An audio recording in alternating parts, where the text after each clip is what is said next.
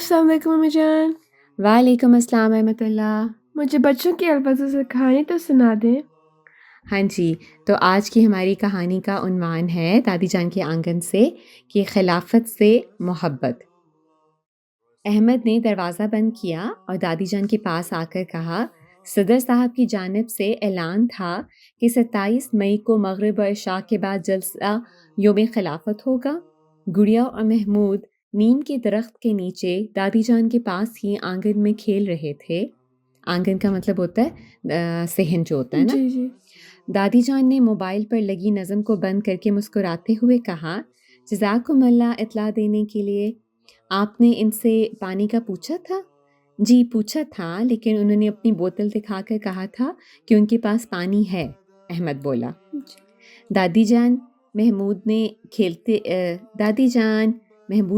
کھیلتے کھیلتے سوال کیا، 27 مئی کو یوم خلافت منایا جاتا ہے، یہ دن اتنا خاص کیوں ہے؟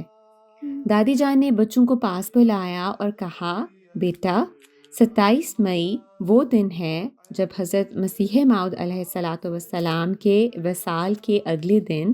وصال کیا ہوتا ہے؟ وصال کا مطلب ہوتا ہے وفات نا.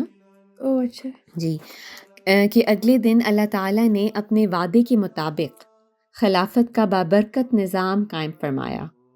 یہ دن جماعت احمدیہ کی تاریخ میں روشنی کا نیا سورج لے کر آیا.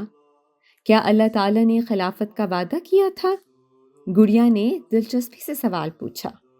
جی ہاں، دادی جان نے قرآن کریم کی آیت استخلاف پڑھ کر کہا کہ استخلاف کا مطلب ہوتا ہے؟ استخلاف کا مطلب ہوتا ہے خلیفہ بنانا نا، خلیفہ چننا، جانشینی.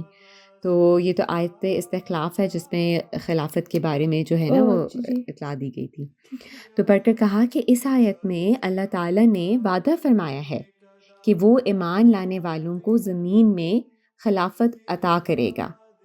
محمود نے پوچھا، کیا حضرت محمد صلی اللہ علیہ وآلہ وسلم کے بعد بھی خلافت آئی تھی؟ دادی جان نے سر ہلاتے ہوئے کہا، ہاں بیٹا، حضرت صلی اللہ علیہ وآلہ وسلم شاباش حضرت صلی اللہ علیہ وآلہ وسلم کے بعد خلافت راشدہ کا دور آیا تھا. خلافت راشدہ کا پتہ ہے نا آپ کو؟ جی. جو ہاں جی، the 4 خلیفہ جو ان کے بعد تھے نا، حضرت ابو بکر، حضرت عمر، حضرت علی، حضرت عثمان اینڈ دین حضرت علی رضوان اللہ علیہ. اچھا، پھر ایک طویل زمانے کے بعد اللہ تعالیٰ نے حضرت مسیح موعود علیہ الصلاۃ والسلام کے ذریعہ خلافت علی منہاج النبوہ کو دوبارہ قائم فرمایا. دادی جان، کیا خلیفہ وقت کو بھی اللہ تعالیٰ کی نصرت ملتی ہے؟ احمد نے سوال کیا. نصرت کا مطلب پتہ ہے نا؟ جی. کیا؟ مدد. جی بالکل. دادی جان نے فخر سے کہا، حضرت خلیفۃ المسیح اول رضی اللہ تعالیٰ عنہ سے لے کر آج کے ہمارے پیارے خلیفہ حضرت مرزا مسرور احمد اید اللہ تعالیٰ بنصرہ العزیز تک ہر خلیفہ نے اللہ تعالیٰ کی مدد و نصرت سے جماعت کو علم، روحانیت، امن، تعلیم اور خدمت انسانیت کے میدانوں میں ترقی دی. گڑیا نے کہا، مجھے یاد ہے کہ جلسہ UK پر حضور ہر سال کی ترقیات کا ذکر فرماتے ہیں. دادی جان نے کہا، یہی تو خلافت کا حسن ہے. دادی جان نے مزید کہا، خلیفہ وقت کا دل پوری جماعت کے لیے دھڑکتا ہے. وہ ہر احمدی کے لیے دعا کرتا ہے، چاہے وہ کسی بھی ملک میں ہو. اور ہم خلافت سے محبت اچھا پھر کہتے ہیں محمود جو ہے نا وہ بڑی سنجیدگی سے نا دادو کی بات سن رہا تھا. تو اس نے پوچھا کہ ہم خلافت سے محبت کیسے کر سکتے ہیں؟ دادی جان نے نرمی سے سمجھایا، محبت کا مطلب صرف کہنا نہیں بلکہ عمل کرنا ہے. ٹھیک ہے، اگر آپ کہتے ہیں نا کہ آپ کو کسی سے محبت ہے تو آپ اس سے عمل بھی کر کے دکھاتے ہیں اس محبت میں نا. خلیفہ وقت کی بات کو غور سے سنو، خطبات جمعہ کو سننا معمول بناؤ، MTA کے ذریعے ان سے جڑے رہو اور ان کی ہر بات پر عمل کرو اور دعا بھی کریں. گڑیا نے معصومیت سے پوچھا. جی ہاں بیٹا، دادی جان نے کہا، روزانہ دعا کرو کہ اللہ تعالیٰ خلافت احمدیہ کو قیامت تک قائم رکھے. آپ دعا کرتی ہیں دانیہ؟ جی دعائیں کیا کریں خلافت احمدیہ کے لیے. اور پھر کہتی ہیں دادی جان اور ہم ہمیشہ خلیفہ وقت کے سچے فرما بردار رہیں۔ گیمبیا میں ایک موٹر میکینک سامبا صاحب نے MTA پر حضور کا کوئی خطبہ دیکھا تو یہ سن کر کہنے لگے کہ اس میں کوئی شک نہیں کہ اس شخص کو خدا تعالیٰ کی حمایت حاصل ہے۔ پھر انہوں نے اپنے خاندان کے 14 افراد سمیت بیعت کر لی۔ ان کے کاروبار میں کمی تھی تو اللہ تعالیٰ نے فضل فرمایا اور تو وہ کہنے لگے کہ یہ سب کچھ احمدیت کی وجہ سے ہے۔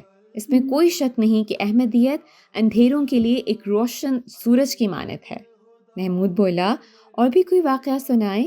کیوں نہیں، دادی جان بولیں۔ برکینا فاسو میں ایک جگہ کافی تبلیغ کی گئی لیکن کوئی نتیجہ نہیں نکلا۔ معلم صاحب کہتے ہیں کہ انہوں نے چند لوگوں کو کہا کہ آپ جب شہر آئیں تو میرے گھر ضرور آنا۔ چنانچہ کچھ دنوں بعد ان میں سے ایک آدمی بون صاحب ہمارے گھر آئے تو انہیں MT کے سامنے بٹھا دیا گیا۔ تھوڑی دیر بعد جب انہوں نے MT پر حضور انور عید اللہ تعالیٰ بن نصر عزیز کا چہرہ مبارک دیکھا تو کہنے لگے اس شخص کو تو میں پہلے ہی خواب میں دیکھ چکا ہوں۔ چنانچہ وہ اسی وقت احمدیت میں داخل ہو گئے اور واپس جا کر اپنے گاؤں والوں کو بتایا تو گاؤں کے کافی اور لوگوں نے احمدیت قبول کر لی۔ اب خدا کے فضل سے اس گاؤں میں ایک مضبوط جماعت قائم ہو چکی ہے۔ پھر مالی میں ایک شخص احمدیہ ریڈیو تشریف لائے اور کہا کہ میں بیعت کرنا چاہتا ہوں۔ احمدیت کی وجہ سے آج میں جہنم کی آگ سے بچ رہا ہوں۔ کہتے ہیں میں نے ان سے پوچھا کہ وجہ کیا ہے تو کہنے لگے بعض علماء نے ان کو نماز کے متعلق کہا کہ اس کی کوئی ضرورت نہیں ہے، اس لیے انہوں نے بھی نماز پڑھنا ترک کر دی تھی۔ جی مگر ریڈیو احمدیہ پر خلیفہ کا خطبہ جس میں انہوں نے نماز کی اہمیت کا بتایا اس کا مجھ پر بہت گہرا اثر ہوا ہے۔ اس کے بعد نماز ترک کرنا میں جہنم میں جانا خیال کرتا ہوں، بس آج سے میں احمدی ہوں اور کبھی بھی نماز نہیں چھوڑوں گا۔ اب اپنی نمازوں کی باقاعدگی کرتی ہیں؟ جی ہر دن۔ جی شاباش، الحمدللہ۔ احمد نے پرجوش ہو کر کہا دادی جان میں بھی حضور سے محبت کرتا ہوں لیکن میں حضور کو بتاؤں کیسے؟ گڑیا بولی آپ کو کیا لگتا ہے کیسے بتا سکتے؟ خط لکھ کر۔ ہاں جی، بھول گئے ہو کیا؟ حضور کو خط لکھ کر؟ محمود دادی جان کیا آپ میرا خط لکھ دیں گی؟ دادی جان کی آنکھیں خوشی سے چمکنے لگیں۔ شاباش میرے بچوں، خلافت سے محبت اللہ تعالیٰ کی رضا کا ذریعہ ہے۔ اللہ کرے کہ تم ہمیشہ خلافت سے وابستہ رہو۔ گڑیا بیٹا جائیں اور قلم خط والا کاغذ اور گتا لے آئیں۔ تو یہ تو تھی آج کی کہانی۔ تو آپ کو کیا سمجھ لگی دانیہ؟ امی جان مجھے یہ سمجھ آئی ہے کہ خلافت کی محبت سے ہی خدا کی محبت حاصل ہو سکتی ہے، اس لیے ہمیں دعا کرنی چاہیے کہ خدا ہمیں خلافت سے جوڑے رکھے۔ بالکل جی، جزاکم اللہ۔ تو جی تو یہ تھی آج کی کہانی۔ تو آج کی دادی جان کی آنگن میں سے کہانی۔ جزاک اللہ۔